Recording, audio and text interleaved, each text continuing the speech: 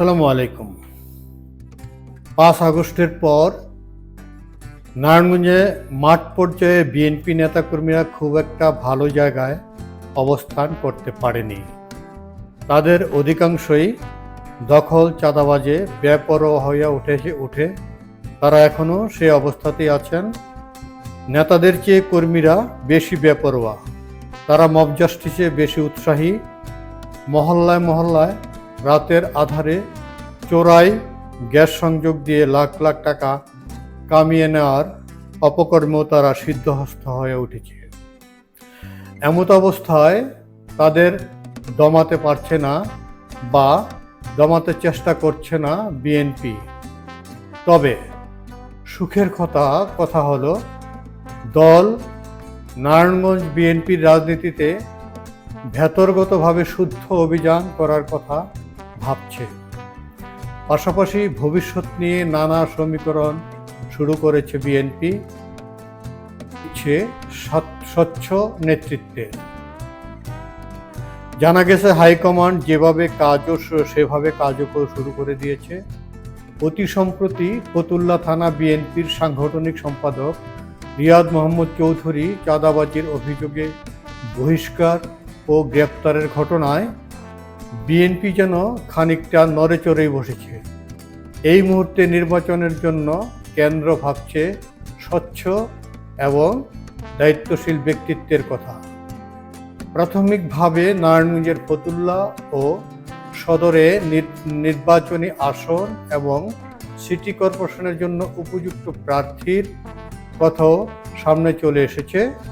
এদের মধ্যে দুজন হচ্ছেন শিল্পপতি ও দুজন হচ্ছে রাজনীতিক।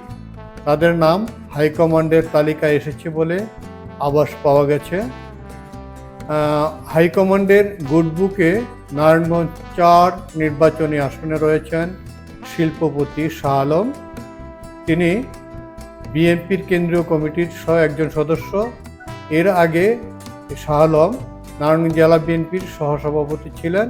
সে সময়ে তার কমিটি গঠন করার হস্তক্ষেপ ছিল এবং স্বজনপ্রীতির কিছু অভিযোগ তার বিরুদ্ধে রয়েছে।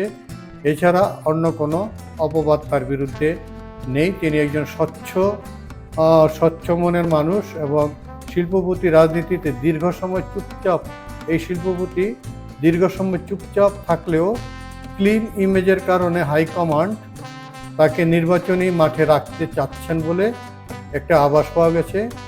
ইতিমধ্যে শাহ আলমকে প্রস্তুত থাকার নির্দেশনাও দেওয়া হয়েছে, এমন খবর আমাদের কাছে এসছে।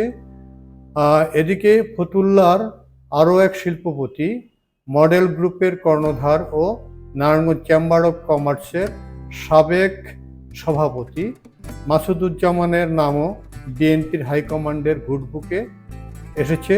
তিনি একজন স্বচ্ছ, ব্যক্তিত্ববান ও দানশীল মানুষ। মাসুদুজ্জামানের গ্রহণযোগ্যতা হাইকমান্ডে একটি মজবুত জায়গা দখল করে আছে বলেও জানা গেছে। তাকে রাজনীতির মাঠে সক্রিয় করতে চেষ্টা করছে হাইকমান্ড। বিএনপির হাইকমান্ড তাকে রাজনীতির মাঠে সক্রিয় করার জন্য চেষ্টা করে যাচ্ছে।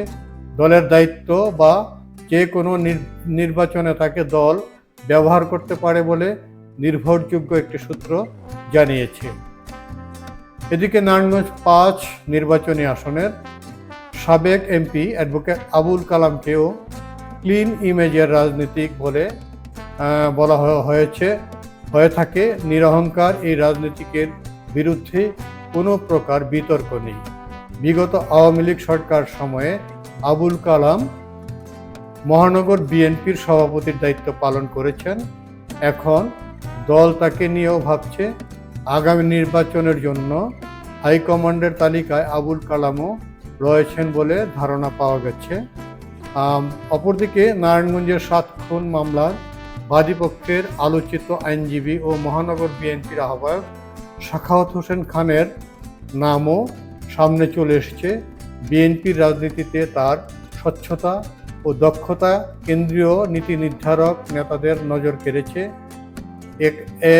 এ কারণে হাইকমান্ড সাখাওয়াতের প্রতিও আস্থাশীল।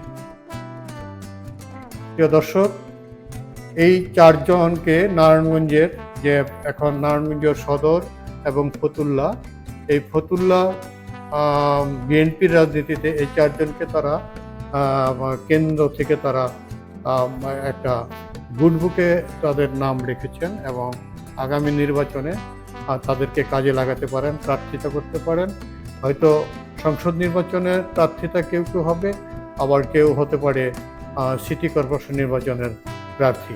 এমনটাই বিএনপির হাইকমান্ড থেকে ভাবা হচ্ছে বলে আমাদের কাছে একটি তথ্য রয়েছে, এবং সেই তথ্যের আলোকেই আমি এই কন্টেন্টটা তৈরি করছি। আশা করি আপনারা আমার এই কন্টেন্টটা যদি ভালো লেগে থাকে তাহলে সাবস্ক্রাইব করবেন। আল্লাহ হাফেজ।